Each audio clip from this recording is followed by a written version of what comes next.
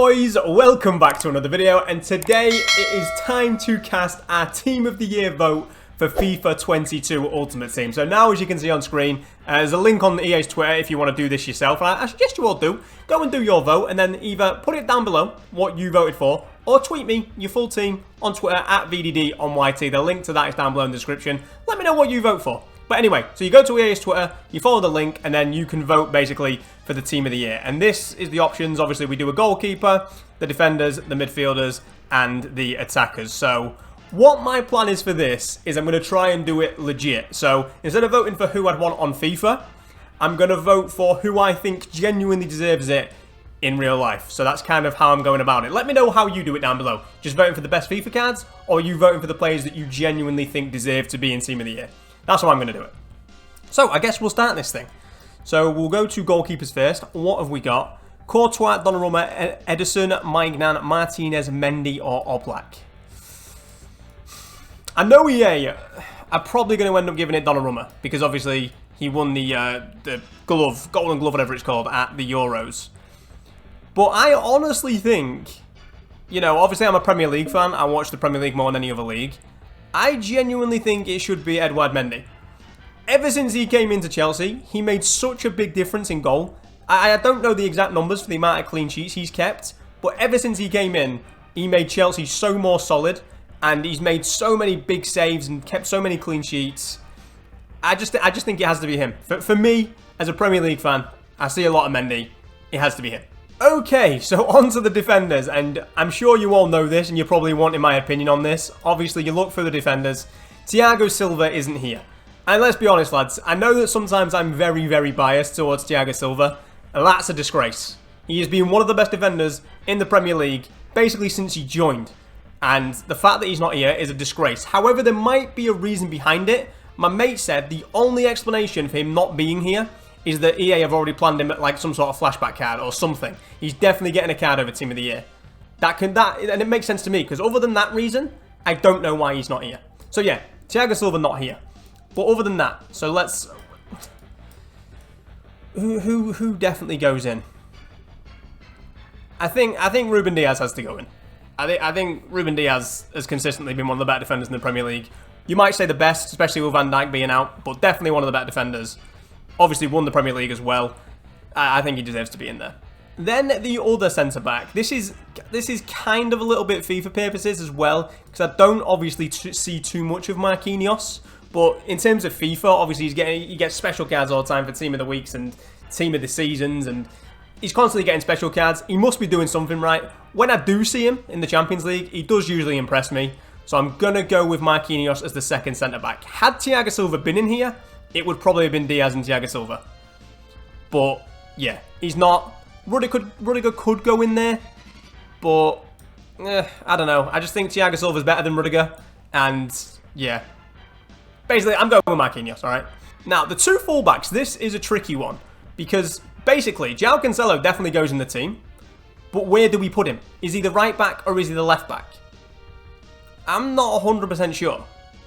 So what I think I'm going to do is, I'm going to put João Cancelo in at left back, and I am going to put in, where is he?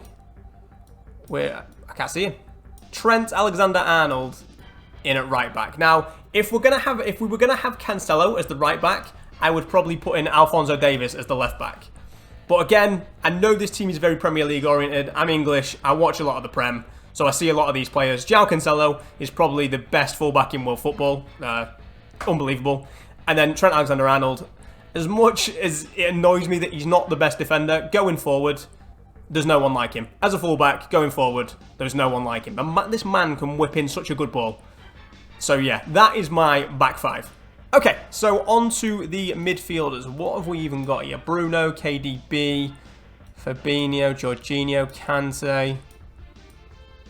There's some names here you just wouldn't expect, like a Pedri. You know, obviously I don't see a lot of him, so maybe he does deserve it, I don't know.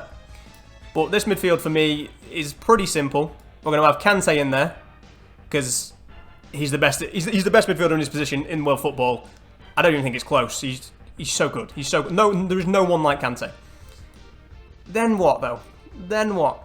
As much as I don't think he's like the best midfielder in the world or anything, I am going to go with Jorginho.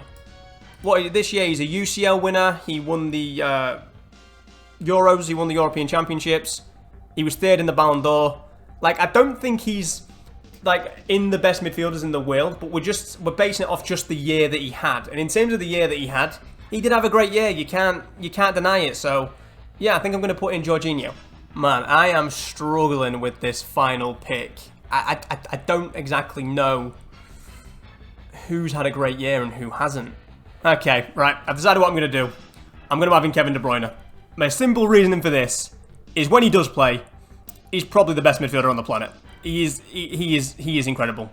His range of passing is second, probably only to Leonel Messi ever that I can think of. He is so good. And I'm not really the biggest Kevin De Bruyne fan. I don't really like Man City, to be honest, but I'd be lying if I didn't say that he is one of the best, if not the best midfielder on the planet. And yeah, I think he belongs in there. So on to the front three. And again, the front three kind of builds itself. There's two names that basically have to be on there. The first one being Leonel Messi. I mean, I know he's had a bad back end of the year, but he's won the Ballon d'Or. He won his first trophy with Argentina, being the Copa America.